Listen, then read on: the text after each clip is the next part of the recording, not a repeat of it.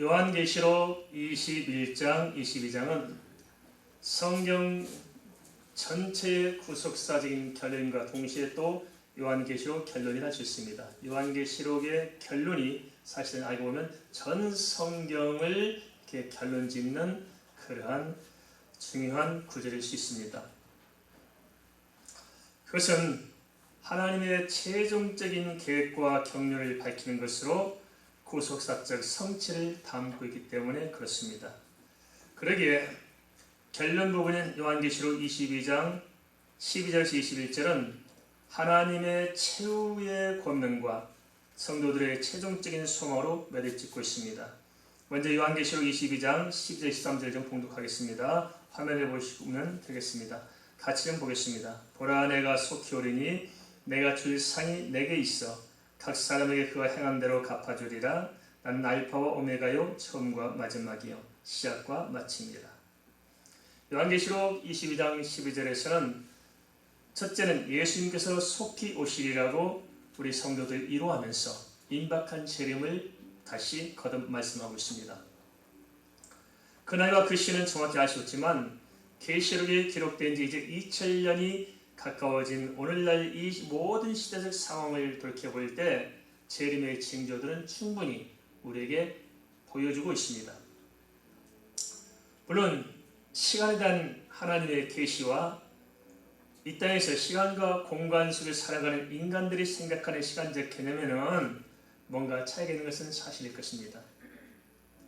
그렇지만 분명한 것은 예수 그리스도의 재림은 분명한 규정된 사실이고 언제 주님께서 이 땅에 다시 오실지는 알 수 없지만 이제는 매우 임박했다는 것을 우리가 직감할 수가 있을 것입니다.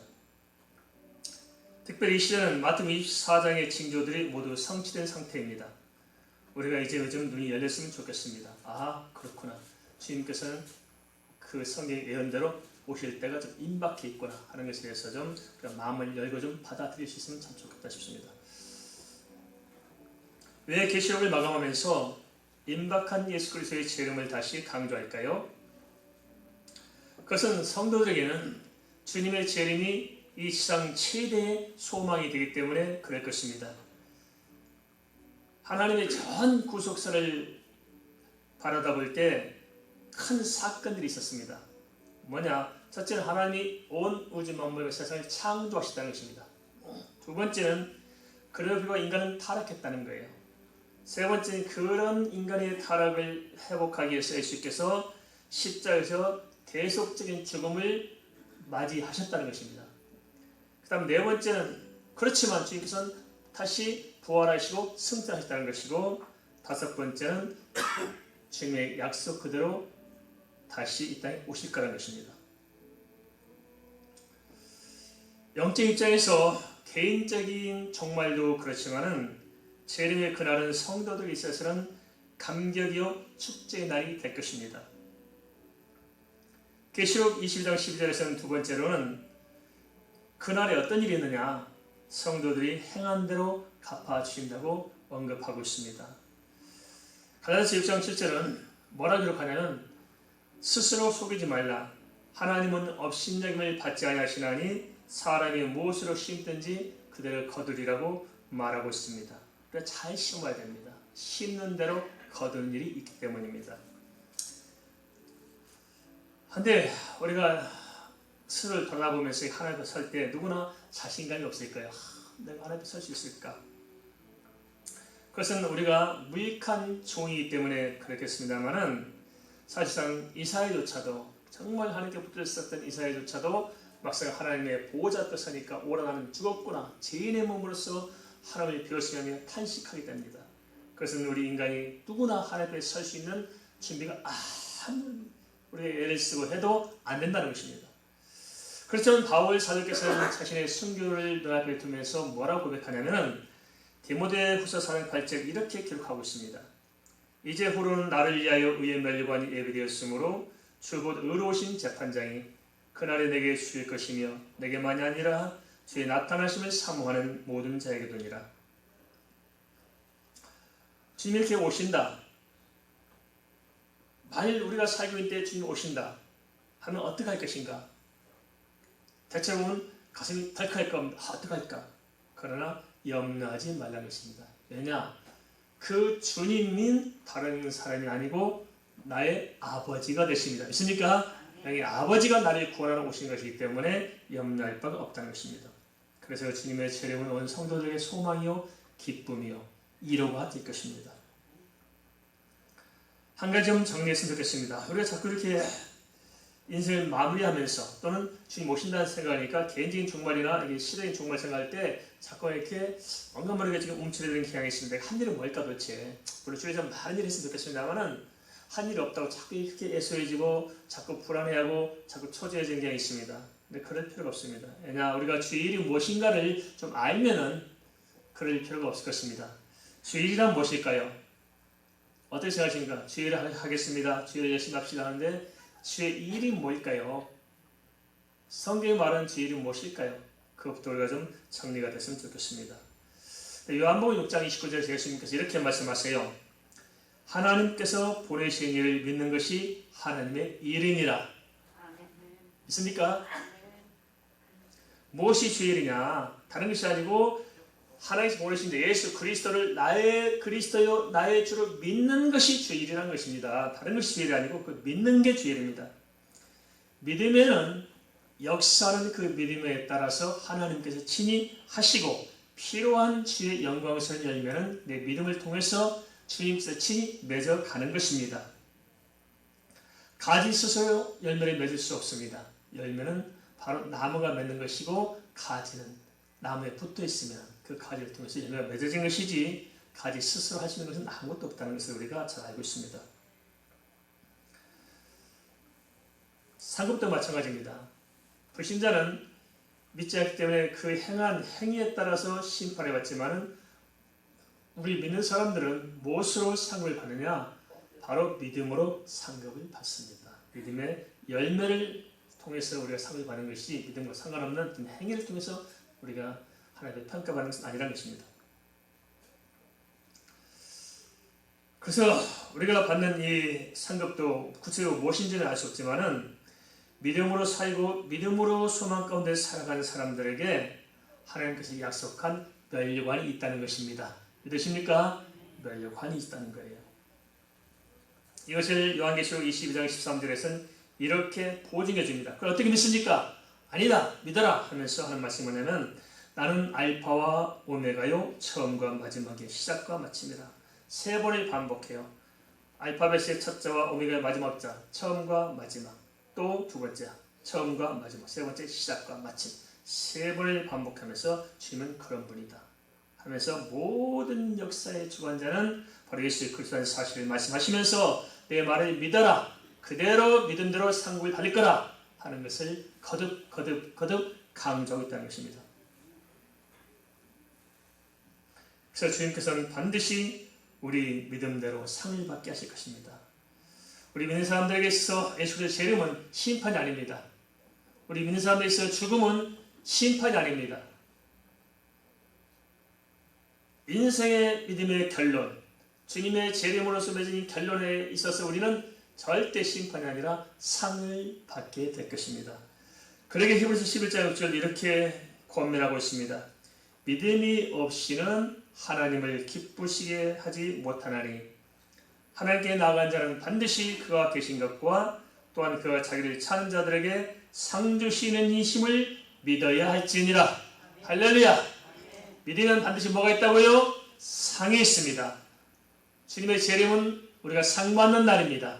우리 인생을 마감하고 세상을 떠나는 날은 우리가 상 받는 날입니다. 믿습니까? 죽는 게 좋아요, 나빠요? 좋죠. 예수 안 믿는 사람은 죽음이 두려운 거예요. 그러나 우리 예수 믿는 사람은 죽는 순간이 인생의 최고 행복한 날이 될 것입니다. 믿습니까? 그럼 빨리 죽으시길 바랍니다. 좋다면서요.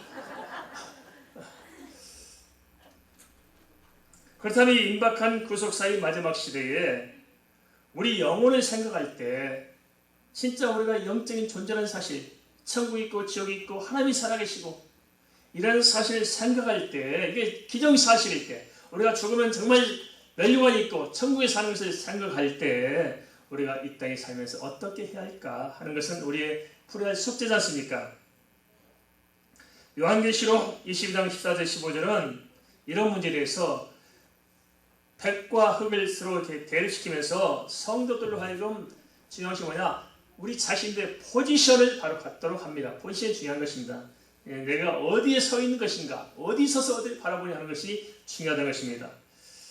그래서 분명히 갖도록 이렇게 권면합니다. 자기 두루마기를 빠는 자들은 복이 있으니 이는 그들이 생명의 나무에 나가며 문들을 통하여 성에 들어갈 권세를 받으려 함이로다.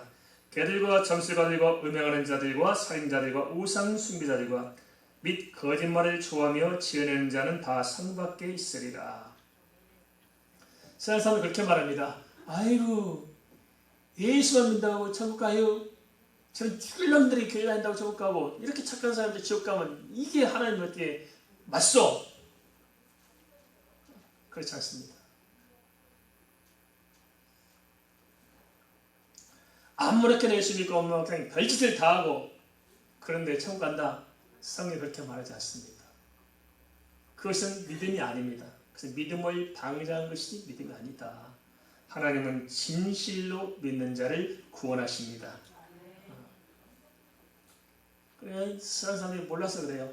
교회 다니는 사람이 그러냐? 예수 믿는 사람이 그러냐? 아니에요. 그런 사람들은 교회만 다닐 뿐이지 예수 안 믿는 사람들이거든요. 잘 분별할 필요가 있다는 것입니다. 그것을 구체적으로 성경이 이렇게 이야기하고 있습니다.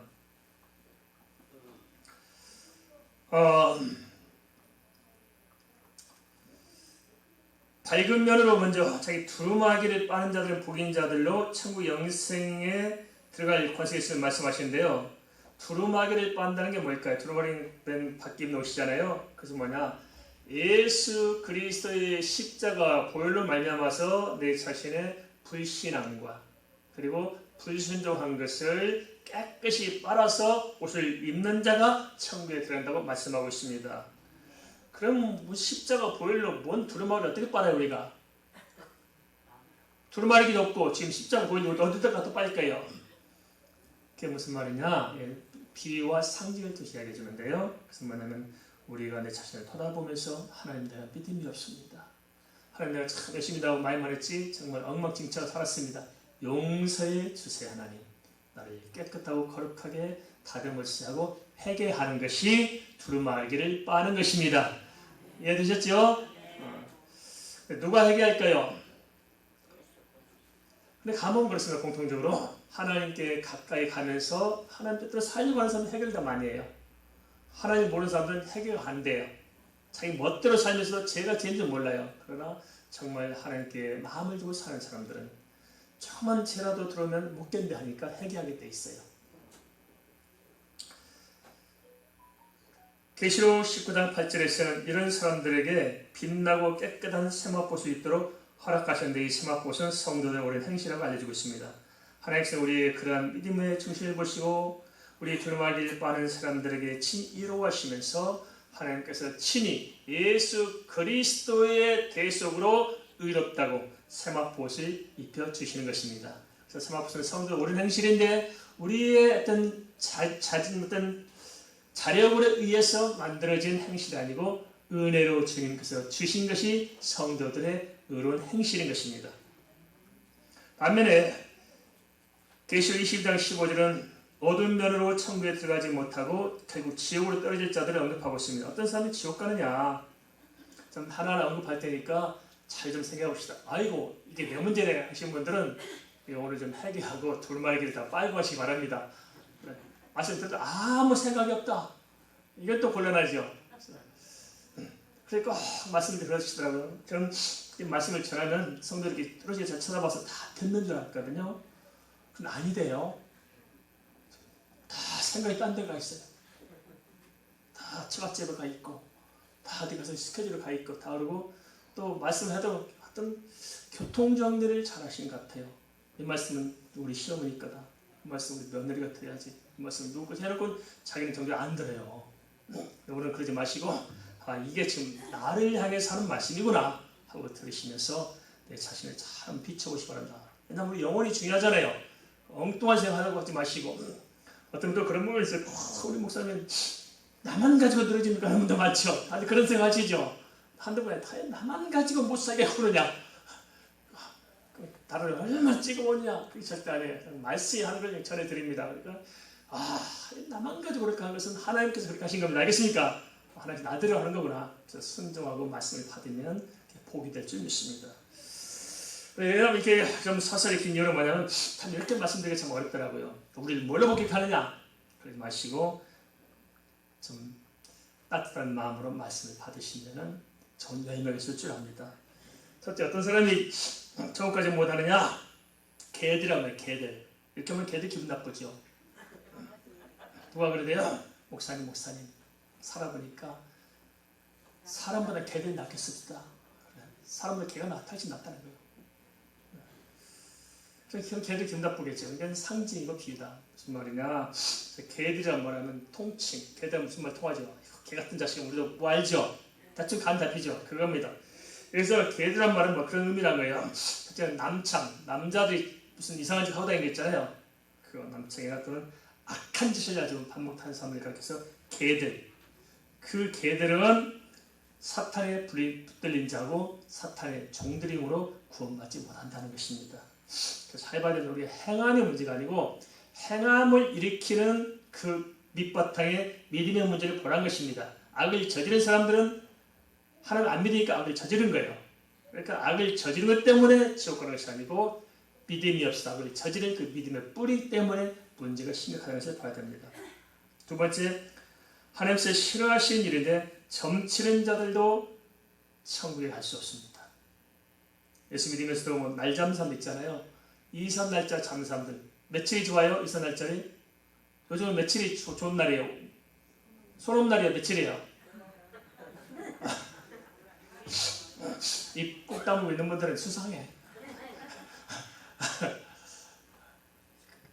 모든 날이 1년 365 모든 날이 예수 그리스도 안에 들어오면 좋은 날입니다. 알겠습니까? 예수를 벗어나면 나쁜 날이에요. 그런데도 불구하고 성도들 있고 결혼하면 날 잡대요. 날 잡지 마시 바랍니다. 알겠습니까? 아무 날에 찍어요. 편한 날. 꼭 날 잡는다고 잘 됩니까? 이사도 확 보니까 우리도 지금 아파트 들어가서 보니까 어떤 날은 그날은 아주 이사가 돼요. 빡세게 정신없는 날이 있어요. 왜 그래요? 하니까 손 없는 날이래요. 그렇게 뭐 있어요? 예수 그리스도 안에 들어오면 모든 날이 좋은 것이고 예수 안에 들어오면 모든 일이 좋은 일입니다. 할렐루야! 세 번째, 음행하는 자들입니다. 왜 그럴까요? 왜 음행하는 자들은 지옥에 갈까요? 그래서 음행은 불신앙의 열매입니다. 불신앙의 열매. 소돔과 고모라 때 보세요. 얼마나 비참해요. 사람들이. 남자가 여자를 보고는 하도 이제 하다 하니까 여자들 보고는 매력을 못 느끼게 남자가 남자들한테 덤벼들어요. 남자 내놓아라. 어느 시대나 극한적으로 타락한 뭐가 등장하냐면 동성연애가 등장합니다. 요즘 그렇죠. 극한적으로 타락하다 보니까 동성애가 등장해요. 물론 그 동성애에 빠진 사람들 보면 우리가 불쌍히 여겨야죠. 그들 회복하고 어떻게든지 그들을 사람답게 남자들 살아갈 수 있도록 정신을 회복해 줘야 되는데 어쨌든 한계를 넘어선 인간의 어떤 하나님의 원치 않는 영적이나 육적이나 음행한 것들, 이것은 심각한 죄악입니다. 지금 이 시대를 바라보세요. 육신의 정력이 얼마나 파렴치인지 말할 수 없습니다. 우리 한국도 이 지하에서 보이지 않는 곳에서 이런 식으로 돈 버는 것들을 운영하는 산업이 농사에서 얻는 수입보다 많습니다. 우리 대한민국이. 그래서 이 세상이 어두운 거예요. 이렇게 삶이 강박하고 얼마나 사람들이 강박한지 모릅니다. 누군가는 무슨 담배 핀다고 뭘 한 마리 했다가 거기서 담배 피면 되겠다고 한 마디 했다가 어린 학생을 치도한테 했다가 맞을 뻔한 사람들 많대요. 요즘 몇 달째 말을 못 걸었어요. 말 잘못 걸었다가는 어떻게 벌변할지 몰라요. 사람들이 너무 심각해졌어요. 육신의 정욕 심각합니다. 참 조심해야 됩니다. 가만히 생각해보세요. 원래 한국에서 평가하기를 부자의 손에 들려면 100억의 재산을 가지고 연소득 3억 정도 이상이면 부자라고 이렇게 치는 것 같습니다. 근데 부자들의 삶을 바라보세요. 정상적으로 살아가는 사람들이 얼마나 될까요? 심각하잖아요. 복권에 당첨된 사람들 치고 로또에 당첨된 사람 치고 뒤끝이 좋은 사람들이 별로 없어요. 첫 번째 로또 당첨되면 일어나는 일이 뭐냐면 이혼부터 한대요. 참 붙어 사는 것은 로또 안 되니까 붙어 살아야 신랑이 안 쫓아내고 그러지 말고 감사하시 바랍니다. 돈 가지면 뭐래? 돈은 많고 하다 보니까 자신을 다스리지 못하고 엉뚱한 짓을 너무 많이 합니다. 사람이 돈으로 사는 게 아니지 않습니까? 그렇죠? 우리 크리스천들이 잘 생각해야 됩니다. 어떻게 사는 게 좋은 삶인지. 네 번째, 살인자들을 언급하고 있습니다.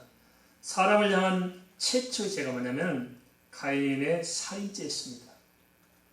영적으로 하나님께 제대로 서있지 못하니까 가인이 아벨을 죽입니다. 그런데 모든 죄의 배후에 누가 있느냐? 사단이 있다는 사실을 알아야 됩니다.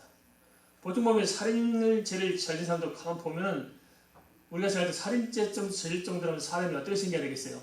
뭐 이빨이 하나 더 나와가지고 뛰어나오거나 무슨 눈이 튀어나오거나 뭐 주먹이 크거나 그러잖아요. 막상 사람을 잡아놓고 보면 거기 남자들도 여자같이 헐순해 보이는 사람이 살인죄에 저질러요. 왜 그럴까요?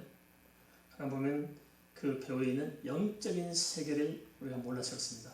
살인이나 모든 이런 제약들 배우는 사단이 있기 때문에 그렇습니다. 사단이 붙잡고 쓰는 것이지 제정신이 아니잖아요. 그죠? 근데 좀 참 무서운 것 같습니다. 이 세상이 보험금을 노리고 살인하는 것들 이거 정말 심각한 겁니다. 이게 어떻게 제일 무서운 게 이제 신랑은 아내가 제일 무섭고 아내는 또 남편이 제일 무섭네. 일단 목돈 들고 보험 들지 않으면 조심해야 돼요. 알겠습니까? 이게 참 심각한 거예요. 어떻게 부부 사이에 그럴 수 있을까요? 다른 사람도 아니고 부부 사이에 새끼들을 가지고 이렇게 장난들 치고 이렇게 해서 가족을 죽이면서 나 돈 벌려 할까요? 이게 정말 상상이 되겠습니까? 정말 이게 심각한 문제입니다. 이런 사람들은 구원받지 못합니다. 네 번째, 우상 숭배자들입니다. 종교, 사회, 이단, 유사, 복음 모두 심각한 문제입니다만은 우리가 조심해야 됩니다. 성도들이 이렇게 우상이 하면 이렇게 다른 걸 생각하는데 놓치는 게 두 가지가 있어요. 하나는 유사 복음, 복음인데 복음이 아닌 유사 복음들 가지고 빠지는 경우 조심해야 되고요. 또 하나는 교회 다니면서 예수 믿으면서도 참 이게 심각한 문제가 뭐냐면 바로 이 돈의 우상, 황금 우상에서 헤어나지 못하는 것입니다. 우리가 좀 이 돈의 우상에서 좀 빠져나와야 합니다. 디모전서 6장 10절 돈을 사랑함이 일만에게 뿌리가 되나니 이것을 탐내는 자들은 미혹을 받아 믿음에서 떠나 많은 근심으로써 자기를 찔렀도다. 야고보서 5장 3절 너희 금과 은은 녹이 싫었으니 이 녹이 너에게 증가되며 불같이 너희 살을 먹으리라. 너희가 말세에 재물을 쌓았도다. 마지막 시대 심각한 문제는 돈의 우상이 심각해질 것입니다. 그럼 우리는 돈 벌지 말란 말이냐? 아닙니다. 우리도 돈도 있어야 되고 우리 그래요. 친구도 있어야 되고 명예도 있어야 되고 권세도 다 필요하죠. 근데 사람들이 돈에 너무 많이 매는 것 같아요. 믿음과 소망과 사랑과 돈 이 네 가지 항상 있을 것인데 그 중에 제일은 돈이니라. 너무 돈을 매서 모든 걸 돈을 다 집어쓰셔가지고 돈의 가치를 가지고 평가를 해요. 그러니까 돈에 쏜삭지 쏠려가지요. 그래서 조심하라는 것입니다. 돈도 있어야 되고 권력도 있어야 되고 친구도 있어야 되고 명예도 있어야 하지만 그 모든 것이 하나님 이해에 있으면 안 됩니다. 알겠습니까? 하나님 밑에 두고 그것을 가지고 누구에 초점을 맞춰야 돼요? 우리 주님께 초점을 맞추고 주님을 위해서 주님 앞에 합당하게 초점을 맞을 때 우리가 아름답게 살아갈 수 있습니다. 그래서 돈에 지배당하지 마시고 돈을 다스립시다. 다시 하겠습니다. 돈에 지배당하지 말고 돈을 다스립시다. 근데 그렇게 해도 살더라고요. 그냥 뭐 이렇게 돈에 그렇게 목매지 않으면 안 될 수 싶은데 아니에요. 오히려 더 잘 돼요. 이게 하나의 방법입니다. 살아보니까 되더라고요. 우리 김先사모 저한테 하는 말이 있거든요. 뭐냐면 당신은 왜 모든 일 중에 하고 많은 일 중에서 항상 보면 돈이 안 되는 일만 열심히 하더라. 그럼 우리가 굶어 죽고 살았어요? 아니에요. 잘 되는 거예요. 막 저질리고 퍼지고 해도 또 돌아와요. 우리 고양이 한번 제가 가봤습니다. 고양이한테 제가 어렸을 때 보니까 그 샘물이 참 맑고 좋은 샘물이 있어요. 아주 샘물이 얼마나 물이 좋은지. 그걸 온 동네가 먹고 살았다고요. 근데 그게 이제 수도가 맞았어요. 그래서 제가 옛날 생각나서 그 덮어놨던 뚜껑을 다 열면 샘물을 봤어요. 냄새난 냄새면 아주 고린내가 말도 못해요. 냄새 지독해. 썩은 샘물이. 그래서 샘물은 퍼내야 샘물이 나고 퍼낼수록 좋은 물이 채워집니다. 할렐루야. 우리도 물질적으로 그래요. 우리는 그리스도에서 퍼내고 이것을 돕고 베풀고 그럴 때 우리가 정말 사는 맛이 납니다. 할렐루야. 받는 사랑이 기뻐요? 베푸는 사랑이 기뻐요? 할렐루야. 잘 아시죠? 베풀어야 됩니다. 자녀분들 부모에게 베풀어야 됩니다. 알겠습니까? 받고 퍼드리세요. 대접해드리고 잘 대접하고. 그래서 며칠 전에 막 울었어요. 동생을 전화해서 우리 김경 목사는 제가 눈물 쏟으니까 동생이 형 그러지 말아보더라고요. 제가 그랬어요. 아우야 형이 원통하다. 너무 원통하다. 뭐가 원통하냐면 내가 부모에게 효도 못한 게 원통하다. 정말 지금 우리 어머니가 지금 살아계시면 얼마나 좋을까. 그러니까 아침마다 발 씻겨드리고 식사 챙겨드리고 하나 드리고 얼마나 좋을까. 아이 길러주신 우리 부모에게 내가 효도 못한 게 이렇게 원통하는 거 보니까 동생이 그러더라고요. 돌아가시고 나서 후회하지 마시고 부모한테 잘합시다. 알겠습니까? 그냥 괜히 돈 몇 푼 가지고 부모 속상하지 말고 베푸십시다. 하나님께 11조, 부모에게 11조. 그러면 하나님께서 복을 줄지 믿습니다. 알겠습니까? 부모에게 11조 해야 돼요. 목돈 드리고 펑펑해서 하세요. 아시겠습니까? 그게 얼마나 우리 예수님 사람들이 정말 이렇게 은혜고 축복인지 몰라서 그렇습니다. 부모를 잘 섬기면 장시의 복이 떡성이 약속하고 있습니다. 잠언 3장 8절 말씀입니다. 곧 헛된 것과 거짓말을 내게서 멀리 하옵시며 나를 가난하게도 마옵시고 부하게도 마옵시고 오직 필요한 양식으로 나를 먹이시옵소서. 마실 때 가장 큰 사단의 미혹은 돈이 될 것입니다. 그것이 바로 666표입니다. 돈 가지고 영혼을 뺏어가는 것이 666표. 그걸 잘 눈여겨보시고 돈에 매지 말고 잘 다스려야 됩니다. 첫 번째로 거짓말을 좋아하며 지으는 자는 청결하지 못합니다. 거짓은 사단의 본성입니다. 요한복음 8장 44절 말씀. 그러면 왜 믿음을 떠나 죄와 거짓에 빠질까요? 그것은 요한복음 8장 31절 말씀. 진리를 알지 못해서 그렇습니다. 믿음이 없으면 행함이 따라올 수가 없습니다. 그렇게 살다 보면 결국 어디로 갈까요? 인생은 금방 지나가고 눈앞에 주어진 영원한 세계를 바라보게 될 것입니다. 사랑하는 성도님들, 우리에게 반드시 천국이 있습니다. 믿습니까? 반드시 지옥이 있습니다. 인생은 짧습니다. 동감하십니까?